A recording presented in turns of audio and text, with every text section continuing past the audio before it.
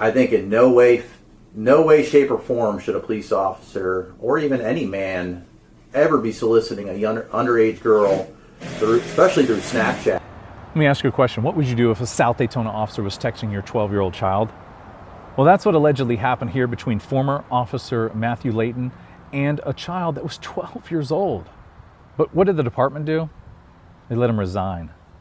Now, there was an interview done and the fire department was involved in it. There was one that testified in this internal affairs investigation that there was 41 days of straight text messages between this officer, a grown-ass adult, and the child. Now, this agency didn't do anything with a search warrant or anything like that I'm aware of. I did a public records request to get it.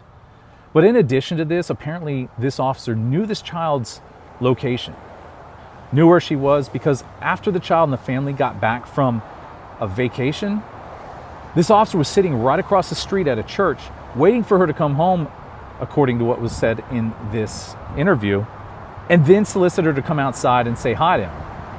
Now, what's strange about all of this is the officer that worked here, the family has no idea how they know him. They have no mutual friends together. They have nothing. But that's exactly what's happening here at this agency.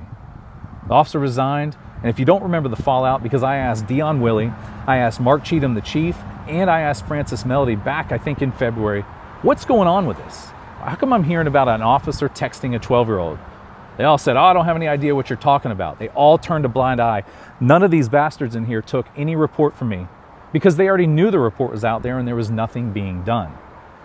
Now, in this interview, this fire department gentleman that's in here, we're going to have this whole interview out probably tomorrow, maybe even tonight.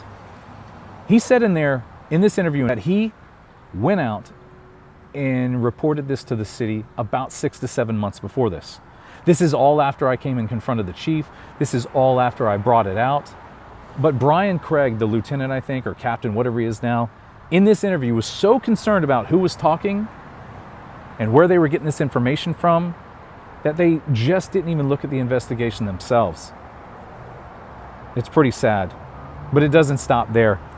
This department up here, this is the agency that filed the stalking injunction against me, and I have a really strong feeling it was because of this. The chief, the deputy chief, and the officer resigned, and I asked some questions of Stacy Lopez in here. If you haven't seen that, it'll be down in the description.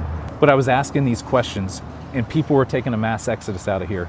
All the officers that I've talked to here says, man, whatever you did, these people left. They left with no retirement parties, no get-togethers, no congratulations, no cards.